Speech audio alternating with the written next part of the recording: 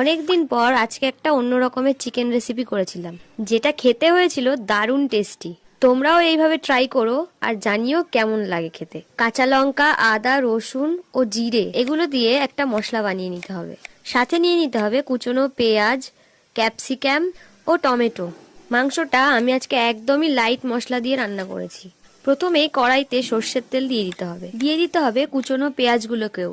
এবার ওগুলোকে হালকা লাল লাল করে ভেজে নিয়ে দিয়ে দিতে হবে চিকেনগুলোকে। 4 থেকে 5 মিনিট মাংসগুলোকে নাড়িয়ে চাড়িয়ে হালকা ভেজে নিতে হবে। এরপর দিয়ে দিতে হবে পরিমাণ মতো নুন, আগে থেকে বানিয়ে রাখা কাঁচা লঙ্কা, রসুন, আদা ও জিরের মশলাটা দিয়ে দিতে হবে, ফেটিয়ে রাখা টক দই, কেটে রাখা টমেটো এবং একটু বেশি করেই গোলমরিচের গুঁড়ো আর সামান্য গরম মশলা গুঁড়ো। এবার মশলার সঙ্গে মাংসটাকে 5 থেকে 7 মিনিট মতো কষিয়ে দিয়ে দিতে হবে আলুগুলোকে। যারা আলু খেতে পছন্দ করো না তারা না দিলেও হবে। আর হ্যাঁ, আমি কিন্তু আজকে মাংস রান্নায় কোনো হলুদ ব্যবহার করিনি, তোমরা চাইলে ব্যবহার করতেই পারো। এইবার মাংসটাকে প্রায় 10 মিনিট মতো কষিয়ে নিতে হবে, যাতে কষানোর সময় মাংসটা 80% সেদ্ধ হয়ে যায়। আর ঠিক এই সময়ই দিয়ে দিতে হবে ক্যাপসিকাম গুলোকেও। মাংস থেকে তেল ছাড়লে পরিমাণ মতো জল দিয়ে দিতে হবে। আমি মাংসের ঝোলটা একটু বেশি রাখতে চেয়েছিলাম, তাই জলের পরিমাণটাও বেশি দিয়েছিলাম। তোমরা তোমাদের ইচ্ছা মতো জলটা দিতে পারো। এরপর ঝোল ফুটে গাঢ় হয়ে আসলে ধনেপাতা কুচি ছড়িয়ে নামিয়ে নিলেই ready tasty tasty chicken stew. ফাটাফাটি টেস্ট হয়েছিল। তো চলো, টাটা।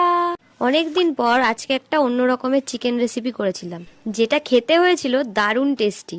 তোমরাও এইভাবে ট্রাই করো আর জানিও কেমন লাগে খেতে। কাঁচা লঙ্কা, আদা, রসুন ও জিরে এগুলো দিয়ে একটা মশলা বানিয়ে নিতে হবে। সাথে নিয়ে নিতে হবে কুচনো পেঁয়াজ, ক্যাপসিকাম ও টমেটো। মাংসটা আমি আজকে একদমই লাইট মশলা দিয়ে রান্না করেছি। প্রথমে কড়াইতে সর্ষের তেল দিয়ে দিতে হবে কুচনো পেঁয়াজগুলোকেও। এবার ওগুলোকে হালকা লাল লাল করে ভেজে নিয়ে দিয়ে দিতে হবে চিকেনগুলোকে। 4 থেকে 5 মিনিট মাংসগুলোকে নাড়িয়ে চাড়িয়ে হালকা ভেজে নিতে হবে। এরপর দিয়ে দিতে হবে পরিমাণ মতো নুন, আগে থেকে বানিয়ে রাখা কাঁচা লঙ্কা, রসুন, আদা ও জিরের মশলাটা দিয়ে দিতে হবে, ফেটিয়ে রাখা টক দই, কেটে রাখা টমেটো এবং একটু বেশি করেই গোলমরিচের গুঁড়ো আর সামান্য গরম মশলা গুঁড়ো। এবার মশলার সঙ্গে মাংসটাকে 5 থেকে 7 মিনিট মতো কষিয়ে দিয়ে দিতে হবে আলুগুলোকে। যারা আলু খেতে পছন্দ করো না তারা না দিলেও হবে। আর হ্যাঁ, আমি কিন্তু আজকে মাংস রান্নায় কোনো হলুদ ব্যবহার করিনি, তোমরা চাইলে ব্যবহার করতেই পারো। এইবার মাংসটাকে প্রায় 10 মিনিট মতো কষিয়ে নিতে হবে, যাতে কষানোর সময় মাংসটা 80% সেদ্ধ হয়ে যায়। আর ঠিক এই সময়ই দিয়ে দিতে হবে ক্যাপসিকাম গুলোকেও। মাংস থেকে তেল ছাড়লে পরিমাণ মতো জল দিয়ে দিতে হবে। আমি মাংসের ঝোলটা একটু বেশি রাখতে চেয়েছিলাম, তাই জলের পরিমাণটাও বেশি দিয়েছিলাম। তোমরা তোমাদের ইচ্ছা মতো জলটা দিতে পারো। এরপর ঝোল ফুটে গাঢ় হয়ে আসলে ধনেপাতা কুচি ছড়িয়ে নামিয়ে নিলেই রেডি টেস্টি টেস্টি